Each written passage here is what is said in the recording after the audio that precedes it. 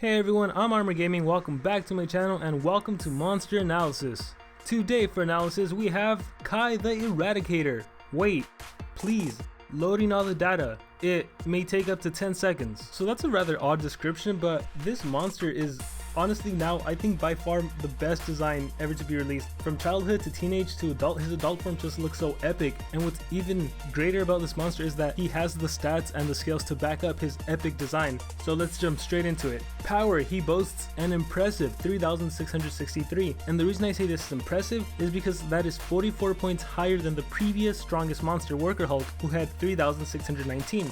So this monster officially became the strongest monster in Monster Legends, the strongest fire monster, the strongest of all the over 300 monsters, so that's so darn awesome. And for life we have 29,255, which is also actually pretty impressive for a number of reasons. The first reason it's impressive is that this is the third highest life of all the fire monsters, and the second reason it's impressive is that normally when we see a monster that has really high power, usually 3,575, we see a life that is 22k, which is pretty darn awful. But this monster, even though he has the highest power in the game, he also has 7,000 higher life than the average attacker. So high power, high life, so far so good. And then we get into speed, 3,399. Now something else we see with attackers is that they typically tend not to be the fastest monster, and this is somewhat the case. So this stat is actually the fourth highest for all fire monsters, but in terms of all fire monsters, he's tied for 6th place, which isn't necessarily bad considering there's over 16 fire monsters. So quick summary of everything we've been through: the highest power in the game, a really darn good life, third for the fire monsters, and a pretty good speed. And I hate to repeat myself any more than I usually do, but he is a fire monster, therefore his weakness is water and his trait is Bulwark.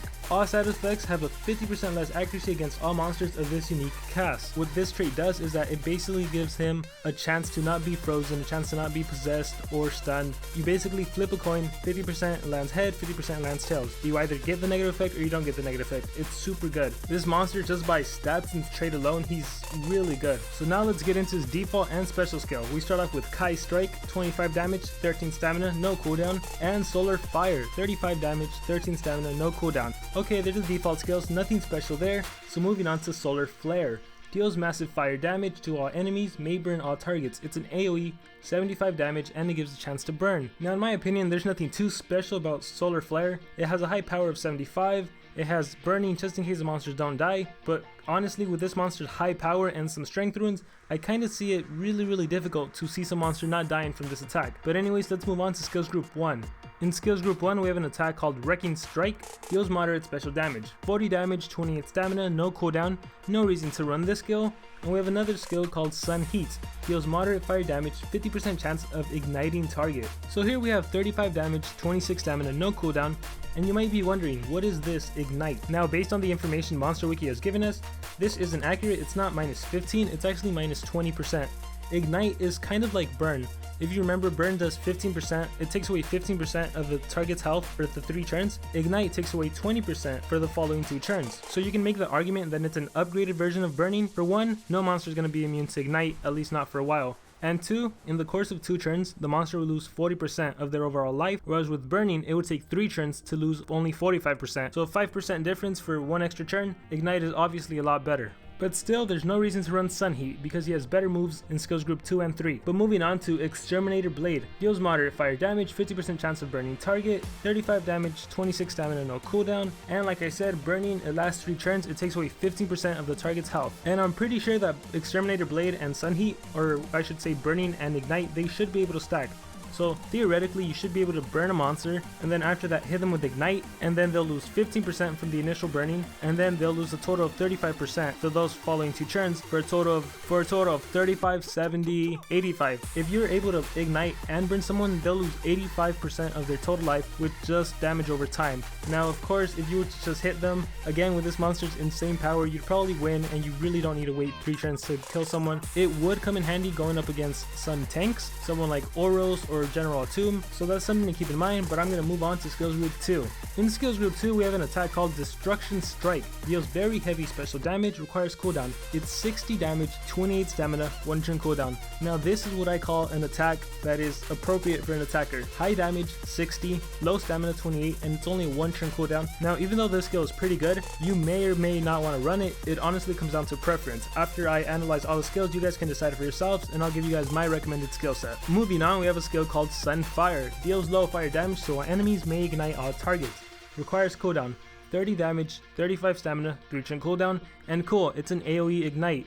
Now the argument can be made is that this monster doesn't really need DOT considering how strong he is, and that's kind of my opinion, but at the same time it's kind of nice to take advantage of the AoE, especially for team wars where you might go up against tanky monsters. You never know when ignite can come in handy. So this is a skill I actually do recommend you run, but of course at the end of the day it really comes down to preference, and I'll explain that later on. Lastly, for skills group 2, we have Annihilator Blade. Deals moderate fire damage, may burn target. 45 damage, 28 stamina, no cooldown, and I somewhat like this move. Overall I would have to say not really. Again, the 45 damage, that's rather low for this monster, especially compared to Destructive Strike. 28 stamina is nice and no cooldown, which means you can spam it over and over again, and it does give burning. Now in terms of team wars, lots of fire monsters are immune to burning, so that won't help you too much. However, I am saying going up against a tanky monster, if you can ignite them and burn them, taking them out will be a whole lot easier. But at the end of the day, it's really up to you if you want to run this move. I would actually stay away from this skill. And now moving on to skills group 3, and I have to say this is probably the most destructive skill set I've ever seen for a skill set 3. We have Desolation Strike. Deals massive special damage, requires cooldown. It's 75 damage, 28 stamina, 2 turn cooldown. I definitely think you have to run this skill. The 75 damage is just absolutely insane, especially combined with his power and especially combined with strength runes. This move is definitely going to one hit a lot of monsters, even monsters with life runes. I guarantee it. This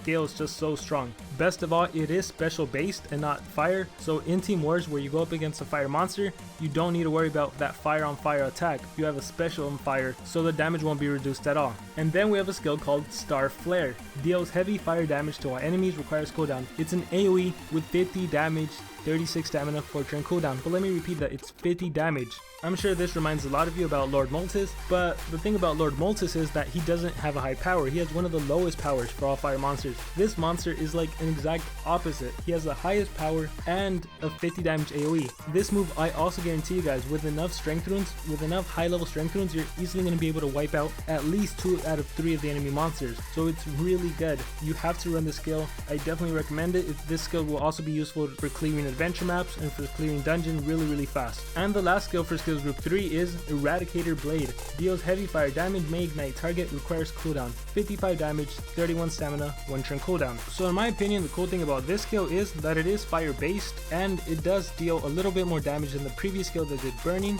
so 55 instead of 45. Yes, it's a bit more stamina, but it also introduces ignite, which is that new effect, and I really think it might be useful to have a single hit ignite skill, again specifically against going up against tanks or even going up against a fire monster. You'll be able to land ignite on them in case you already used Desolation Strike and you need to wait 2 turns. So this is a skill I would recommend, and actually my recommended skill set for this monster is all of skills group 3, which is Desolation Strike, Star Flare, Eradicator Blade, and then from skills group 2 I recommend Sunfire. And I'm designing this build for the context of team wars. So for team wars, it's usually a rarity and 2 elements, one of which will be fire, right? And it typically tends to be 2 legendaries against 2 legendaries. So the way it usually goes is you have a main deny monster who will do its AoE deny skill, whatever it is, whether it be stun or freeze or possession, and then somewhere along the line it'll move over to your attacker. While this monster is an attacker, you're going to put some strength runes on him, and typically you're going to start off a game with Star Flare, and you're going to try to take out as many of the enemies that you can, and you would only do this if you can take out like 2 out of 3 of the enemy monsters or all 3 of them. But let's say Star Flare isn't strong enough. Well, in that case, maybe you could do Sunfire and take out at least the rarity, whether it's common, uncommon, rare, or maybe even epic, and then you'll at least hit the other 2 monsters with ignite. And keep in mind, ignite is a new negative effect. Unless you're Timerion, you're not going to be immune to ignite, so it'll come in handy, and then the following turn you'll be able to use Star Flare and pretty much win the game. Or if you only have like one really big threat, you would immobilize the enemy monsters from attacking you, and then you would use Desolation Strike on the main threat and just wipe them out. And then after that, you could move over to Eradicator Blade, which compared to Destruction Strike, which is why I say it really comes down to preference. The reason I prefer Eradicator Eradicator blade is because the only difference between this and Destruction Strike is 5 damage, right? Yes, it's a bit more stamina for Eradicator blade, but at the same time it also lands Ignite, which can really come in handy. Regardless of who you're fighting, the fact that you can land Ignite and the fact that Ignite will take out 20% each turn for a total of 40%, it's too good not to run. Another reason Eradicator comes in handy is in case Sunfire misses, keep in mind it's an AoE. AoEs have 90% accuracy. You'll have another chance to land Ignite if you need to. So just to repeat really quickly, my recommended skills for this monster are Desolation Strike, Star Flare, Eradicator Blade, and Sunfire. However, by no means am I saying that you absolutely have to run the skill or you won't have a good monster. There's plenty of skills you can run. If you want to run Destruction Strike, feel free to do so. Annihilator Blade, I'm a little iffy about. I think it would only really come handy against tanky monsters, the earth monster specifically, and I already mentioned it, the purpose this monster serves in a team is to be an attacker, which means you're going to want to give him strength runes. Now you might possibly be able to get away with one really high level strength rune, I'm talking like 8, 9, or 10, and you'll have no trouble one hitting any enemy that doesn't have a life rune, but I think realistically you would still want to run 2 strength runes on this monster, and you'd probably want to give him a speed rune. I think in this case you really don't need to give him a life rune, he won't be dying with 29k life, you're pretty solid there. Now because I know I'm going to get this question, what rank is he in terms of a fire monster? I think it's really tough to say. So one advantage that Mega Ostium and Greedy Dragon have is that they have a stun skill. So the thing about stun skill is that it comes in handy so much in Team Wars, it can possibly mean the difference between getting 2 coins or 3 coins. Because let's say your immobilizer fails to immobilize, you know, very few monsters that are immobilizers can 100% immobilize. Sometimes with an AoE you will miss. So essentially having a fire monster that has a stun skill that gives you an extra chance to immobilize the enemy, thus helping you get 3 coins. This monster can't do that. This monster has no immobilizing skills. He's like pure brute. So in terms of an attacker, as a pure attacker, he's probably the best pure attacker. Now I'm not going to compare him to Voltic and Barbatos because Voltic, obviously he can do infinite many attacks and he has no problem winning in one turn. Barbatos can give himself double damage and then do an AoE that's essentially 70 damage and give burning, or just do Master of Pain, which can pretty much one hit anyone. So I'm not really going to compare him to those two because those two monsters are like on a separate league. But even this monster, I think he's in his own league too, just because the high power combined with the AoE 50, and then his trait, the fact that he's a VIP and has Bulwark, he has basically a flip of a coin to not get hit with a negative status effect, which is insanely good. That could even mean the difference between you winning or losing, because if the enemy tries to immobilize you, let's say the enemy has better runes than you, and they try to immobilize you, there's a 50% chance your monster, your Kaih the Eradicator, isn't going to be immobilized, which means that he's going to be able to hit his AoE 50, essentially wiping out 2 out of 3 of the enemy monsters, or all 3 of them. So he's pretty darn crazy good in his own way.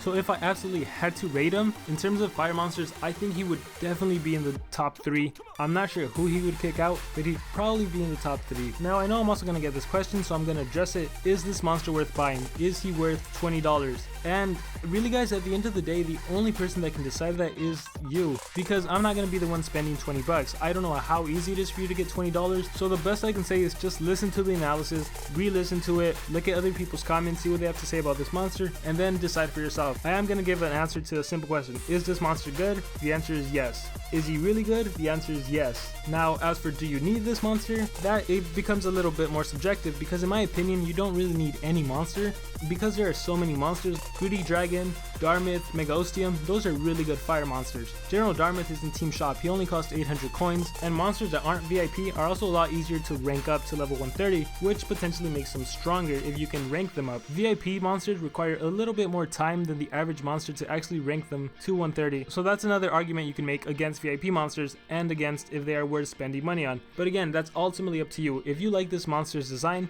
which is pretty darn awesome, if you like this monster's stats, which you honestly should because overall they are awesome too, and if you like this monster's trait, which really you should because it's one of the best traits in the game, and lastly if you like these monster skills, AoE 50, single damage 75, and a new negative effect Ignite, how can you not like this monster's skills? And with all that being said, that's going to conclude my analysis on Kaih the Eradicator, one of the most amazing VIP monsters in my opinion. I hope you guys enjoyed the analysis. I got so many requests for it, so I decided to go ahead and do it today. Let me know what you guys thought about the analysis, and let me know what you guys think about this monster, and let me know if you're going to actually buy him. I'm really interested to see how many people are actually going to purchase him. And lastly guys, like always, remember to dream big and pursue your passions.